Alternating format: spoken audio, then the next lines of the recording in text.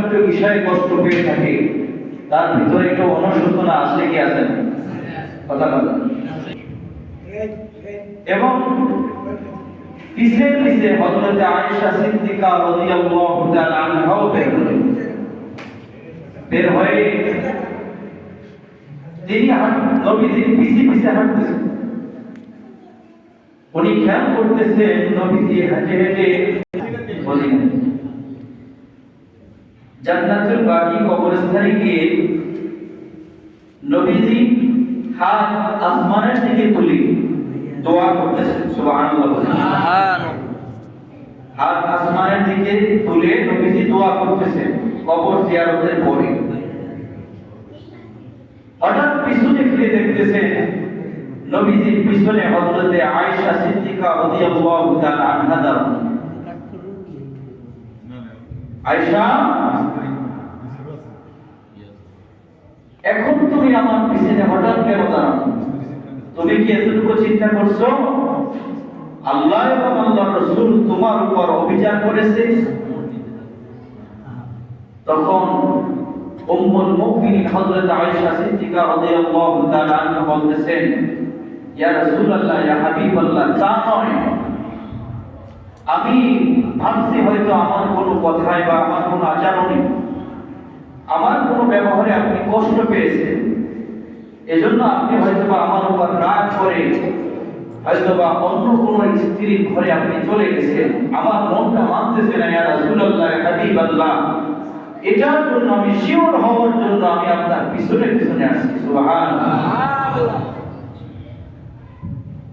আচ্ছা বলেন তো, নবীজিকে এত কাফের মুশরিকরা বেদিনেরা যে কষ্ট দিয়েছে, আমার নবী কি কষ্ট মনে করছে? কথা বলেন। কষ্ট লাগছিল? কষ্ট পাইছেন, কিন্তু নবীজি কষ্ট মনে করেন না, তাদেরকে মাফ করে দিয়েছে। তো সামান্য একটা বিষয় আমার নবীজি কষ্ট পাবেন এটা তো কথা না। আয়েশা সিদ্দিকা রাদিয়াল্লাহু তাআলা আনহাকে বললেন, যে আয়েশা, আমি যখন তোমার হুজরাখানার ভিতরে প্রবেশ করেছিলাম তখন আমার কাছে আল্লাহ রাব্বুল আলামিনের বার্তাবাহক হযরত জিবরাইল আলাইহিস সালাতু ওয়াস সালাম আমার কাছে আসলেন। সুবহানাল্লাহ।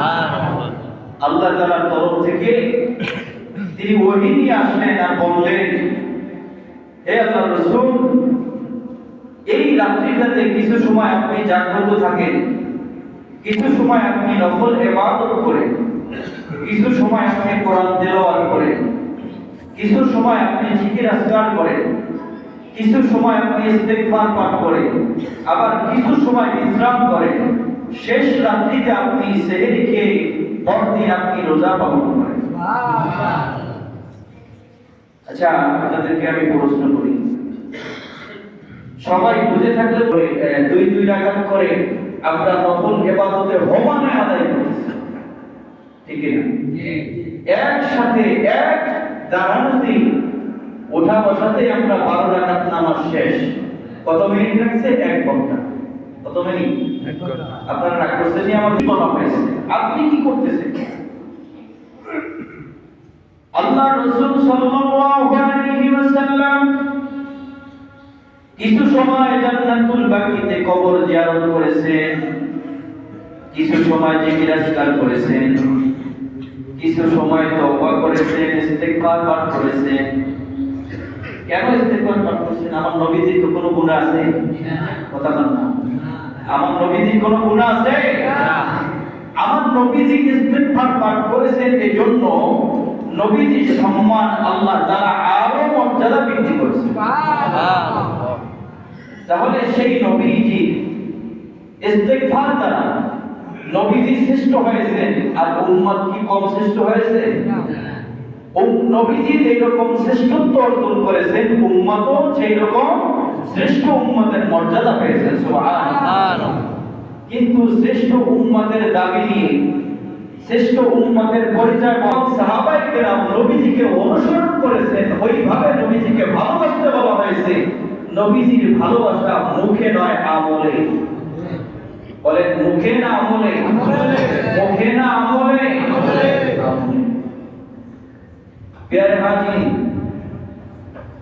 রাসূল পাক সাল্লাল্লাহু আলাইহি ওয়াসাল্লামকে স্বয়ং আল্লাহ তাআলা বললেন, হে আল্লাহর রাসূল,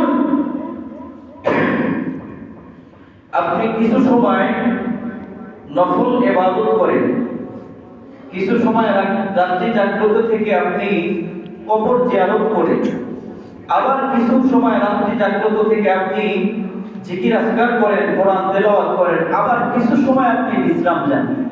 পুরো আল্লাহের কাফারা হিসেবে কবুল করে। বাস দুনিয়ার মানুষ কি বলুক আর না বলুক, দুনিয়ার মানুষ ইবাদত করুক চাই না করুক, আমার কিছু আসে যায় না। বাস এতটুকুই যথেষ্ট। প্রিয় হাজিরিন, তাহলে আমরা এই রাত্রটাকে পেয়ে আমরা সবাই খুশি না বেজার? সবাই পাই খুশি হলে প্রাণ হলে মহব্বতের সাথে বলুন আলহামদুলিল্লাহ। কেন বলছি? কারণ এই রাত্রিতে সূর্য অস্তের পরে মহান রব্বে কারীম প্রথম আসমানে এসে আমাদেরকে ডাকতে থাকেন। সুবহানাল্লাহ।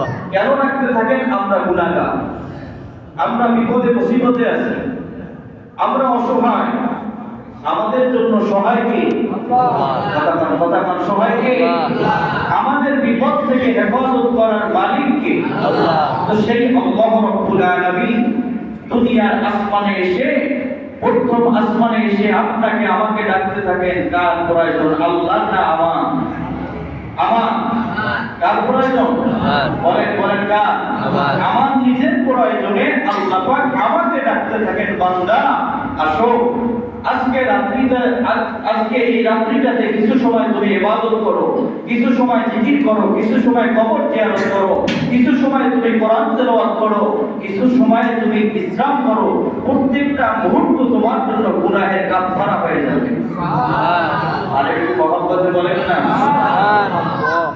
এই মহান মালিকের দরবারে যদি আপনি আমি এই রাত্রটা হাজিরা দিতে পারি। আচ্ছা বলেন তো, বছরে কয়টা দিন? কথা কয় না? 365 দিন তো আমরা ঘুমাই, ঠিক না? 365 দিন আমরা ঘুম যাই।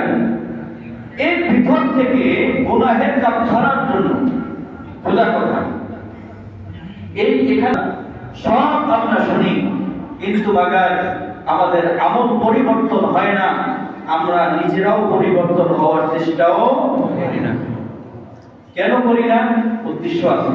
কথা বলেন না কেন করি না? তারও একটা উদ্দেশ্য বলবো। উদ্দেশ্য হলো এটা, যদি আমি আমল করতে যাই তাহলে আমাকে দুনিয়া ছেড়ে দিতে হবে। কোনটা? বলেন বলেন কোনটা? আমল যদি আমি করতে যাই তাহলে আমার পুরো দুনিয়া ছেড়ে দিতে হবে। কার পথে যাইতে হবে? আল্লাহ।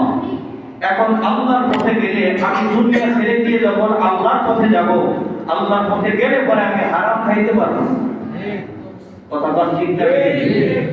আল্লাহর পথে গেলে পরে আমি দুনিয়াতে যা কিছু করতাম, বাড়ি গাড়ি টাকা পয়সা অর্থ করি যা কিছু জমা করতাম, এগুলি জমা করতে পারবো না। কারণ আল্লাহর পথে গেলে পরে এগুলি আল্লাহর পথে খরচ করতে হবে। কথা বল ঠিক না? তাহলে দুনিয়ার ভিতরে